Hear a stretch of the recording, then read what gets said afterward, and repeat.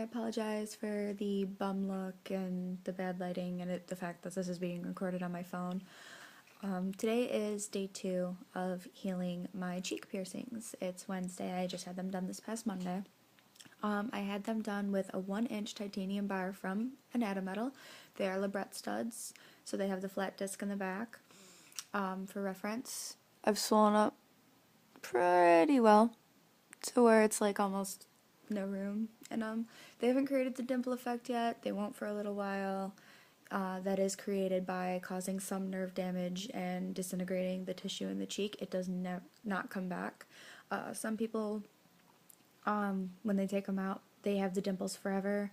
Some lose them over time. Most people actually still have them.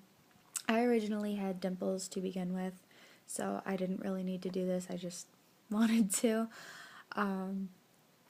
As far as the pain goes, when I actually had the procedure done, it wasn't as bad as I had originally anticipated for having two 10-gauge needles being shoved through my cheeks. It does hurt, I'm not gonna lie.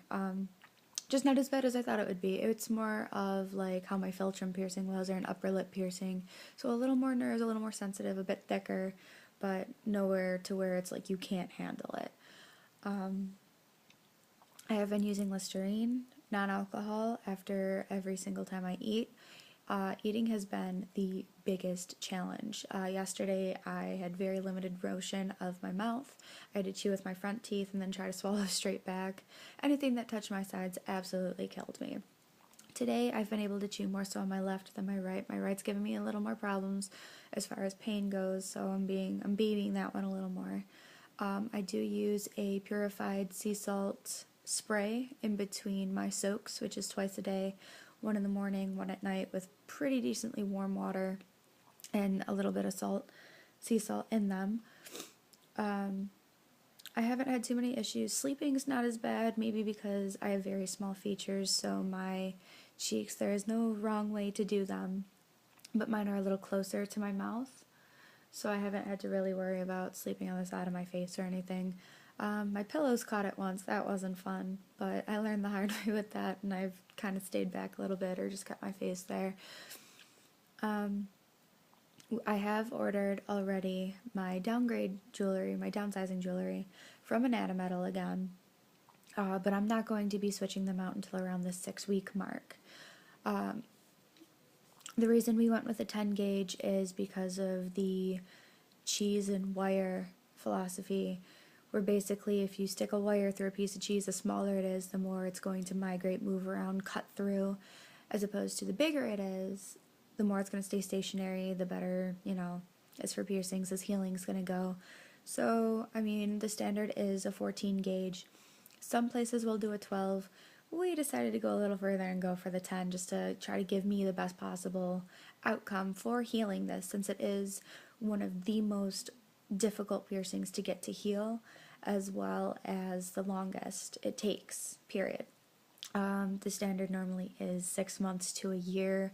I've been told by a few shops that even 2 years you could still be healing. You downsize, it gets pricey because you downsize, oh hi, you downsize about 4 times within the first 6 months alone, depending on how fast the tissue in your cheek breaks down. But honestly, I'm kind of looking forward to that. I mean, it's not really a big deal to me.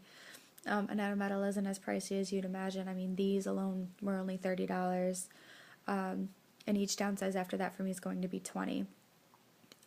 You definitely want to make sure that you go to a reputable piercer who has done this a few times, who seems confident in the placement, because you can cause a significant amount of damage, like piercing through a giant vein that's right in your face, or puncturing your salivary glands,